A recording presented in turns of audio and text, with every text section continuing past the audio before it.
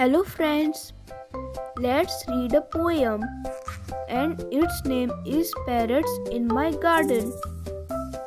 When it's early morning, before it's really light, a flock of parrots flies across looking trim and bright.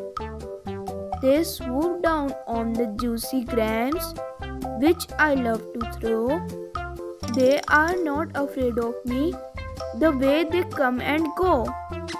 Soon my lawn is clean and clear of every little grain, and then the parrots leave the place to fly back once again. Thanks, friends.